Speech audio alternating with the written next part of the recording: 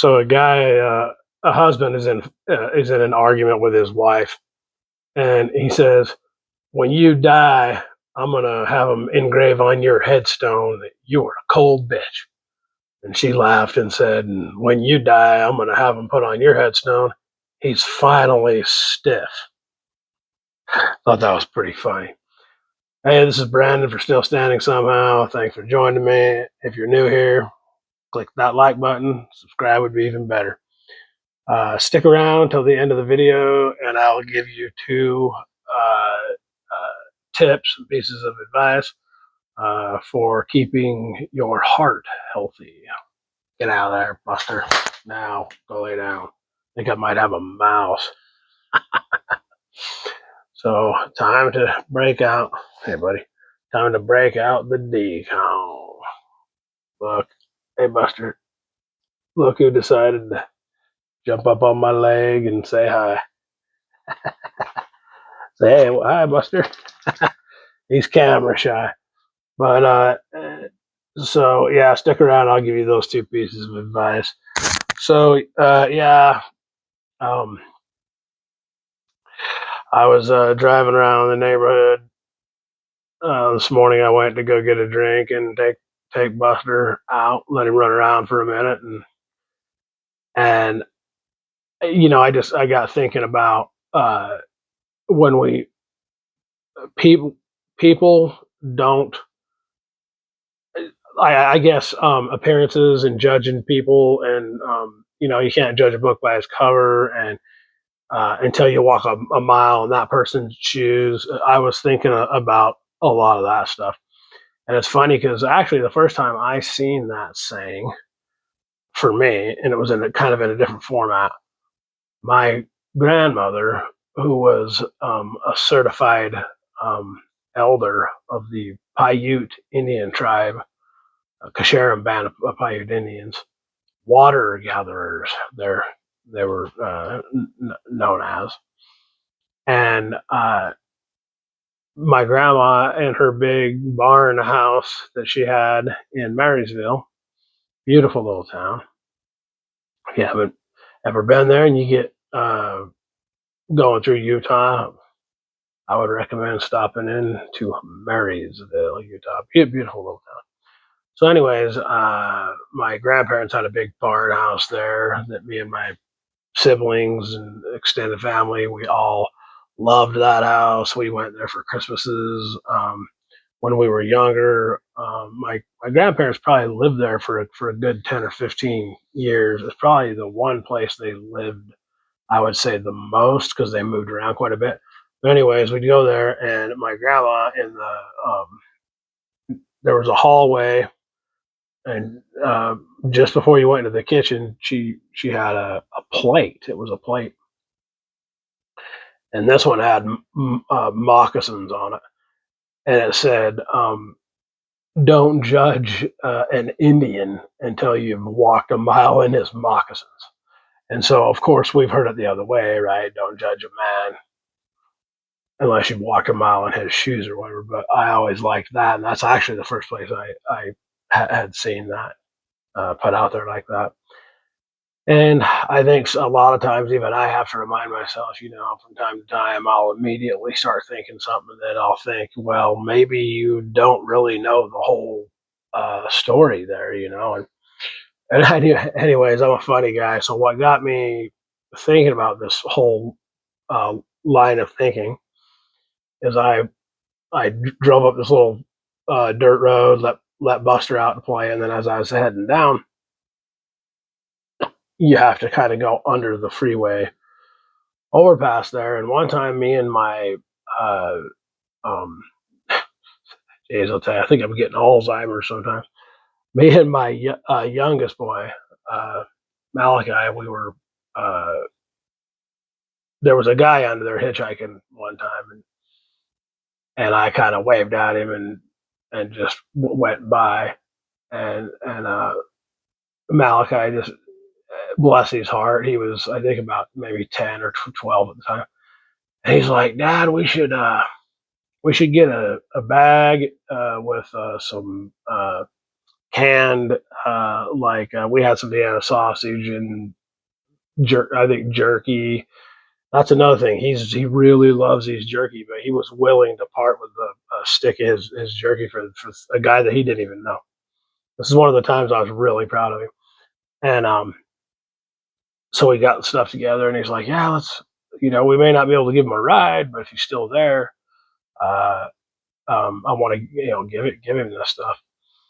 And there was also it was a little kit that I got, I think from the food bank, and it was a little kit, and it had plasticware and napkins and a few things, and also there was a couple of, I think there might have been a Lunchable that he grabbed. So, anyways, we drove up to go see this guy, and I was like, "Hey, man, my car's an old beater. I don't got a lot of gas. Can't really take you anywhere. But my son wanted to come back and offer you some food, and some cold water. I remember we had like a jug of cold water or something. And this guy, man, he was so grateful. You know what I mean? He sat down right that minute. He opened up that Lunchable. He started eating. He was praising the little, oh, this is so cool. These little napkins and this, the cutlery and everything. And so, anyways, it turns out, I decided to chat with him for a little bit, and it turned out that he had been through a lot, man. His him and his wife had split up, and she had taken the kids away from him, and he was trying to get to where the state she took him to, but he was trying to take care of his mother, who also had cancer, and then she wound up dying, and he wound. I mean, there was just this whole long list of reasons why this guy was in the situation that he was in. And of course, see, I guarantee you, I know for a fact, so many people, because I watched them too before, just drive right by him, not even pay him any mind at all. And I get it to a degree, because there's a lot of hustlers out there, a lot of stuff going on. But I know what they were thinking, most of them, yeah, bum, or he's trying to, but so many times we don't even take 5 seconds to consider that, uh, I was watching. It was actually Yellowstone, and Beth and Rip, two of the characters in there, they were sitting on a rooftop, sharing some vodka or something. And I remember this. It's also not just been on this show. I've heard it talked about in other formats.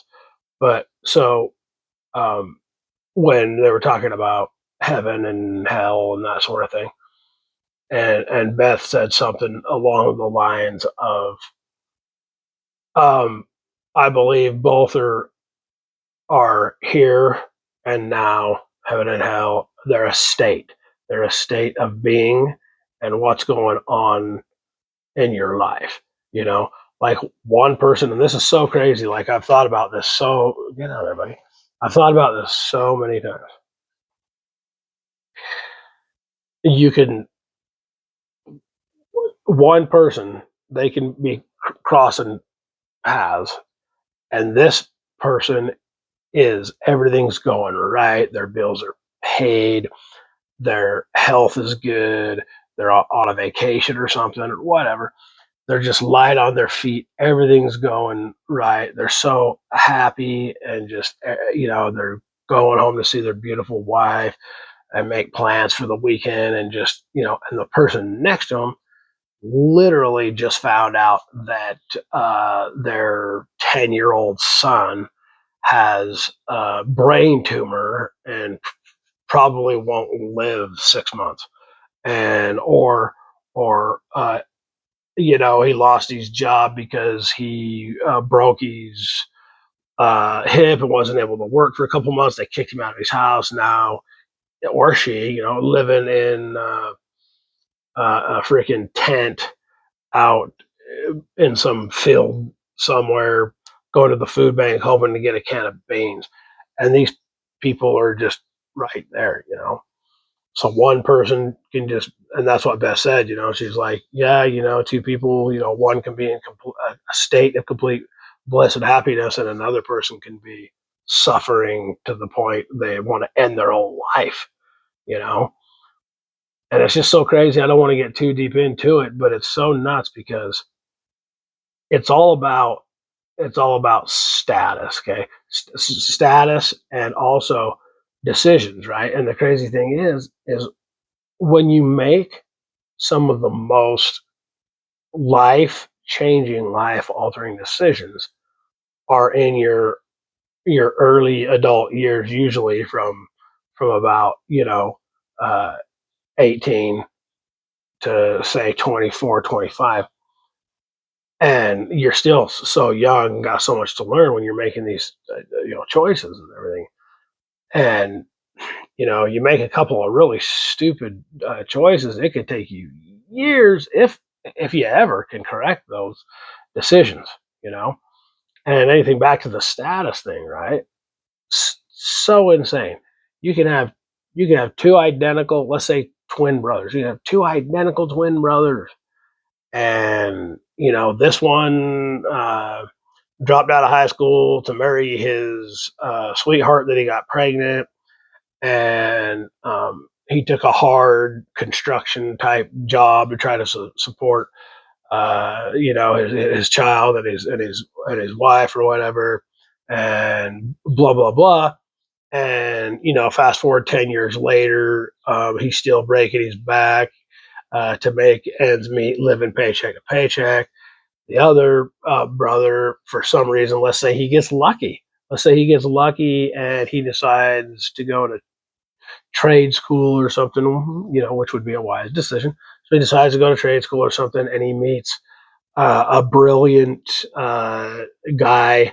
They become friends. That guy, actually, his parents own a freaking resort somewhere, like a with cabins and stuff they can rent out to people or whatever. And these two take over the resort, put a few bucks into it, and it turns into this hugely successful thing. And now he's worth, $1 million or something or whatever. Okay.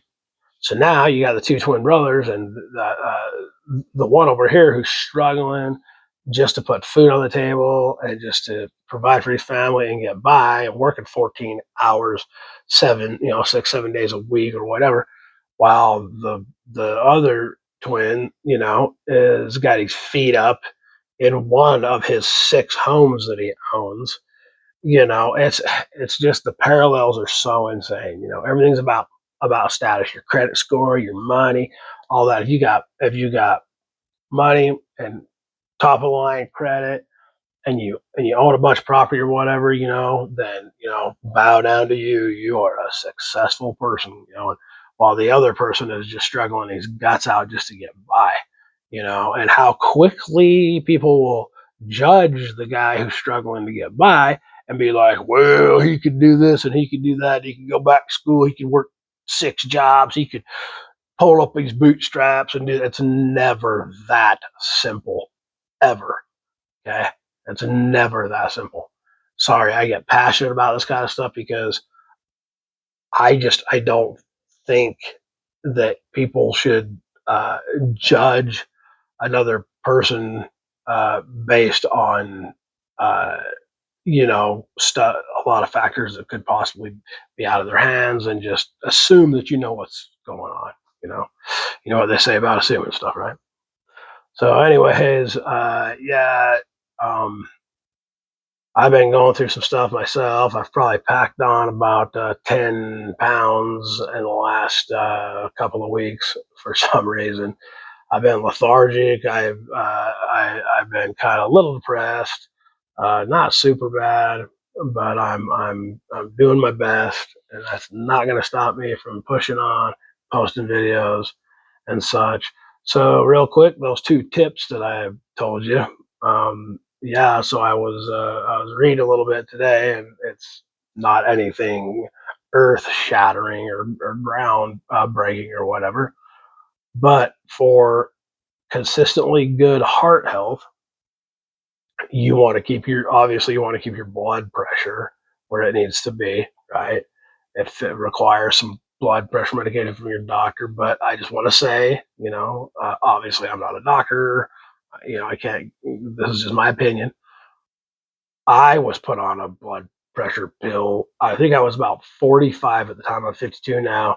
I was 45, and I went into the doctor, and they said you have pre-hypertension or whatever. We want to put you on these blood pressure pills. And I said, okay. And I took them for a little while, and I felt like they were interacting funny with some other stuff that I was taking or whatever. And I just decided I don't want to take them anymore. And also, I was reading up on like breathing techniques and meditation and stuff like that you can do to keep your blood pressure down, and just being honest about it every time. And like I said, this is back when I was 45, so this has been like eight. Is that right? 45. Yeah, about 7 or 8 years ago now. And every time I go to the doctor and they take my blood pressure, it's dang near perfect, you know. And so I do believe it can be controlled through other means. And another one, the other tip would be walking. Just even if it's 10 minutes a day or every other day, even going out and getting some brisk walking. I take Buster out now. We walk around the neighborhood a little bit. So, and I'm going to start getting into some yoga too. I think that's a good way to go.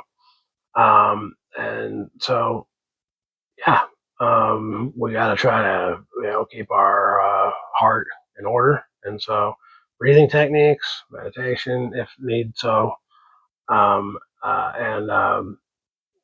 going for a walk, especially out and getting some fresh air and looking at the blue sky and the green trees and all that stuff and everything. So anyhow, yeah. Y'all have a good day out there. Please leave some comments. Let me know what you do. Any tips you might have about heart health. If you have a joke, I love jokes. Obviously, that's why I've been starting to implement jokes into my videos here. So anyhow, thanks again for stopping in. I'll see you on the flip side.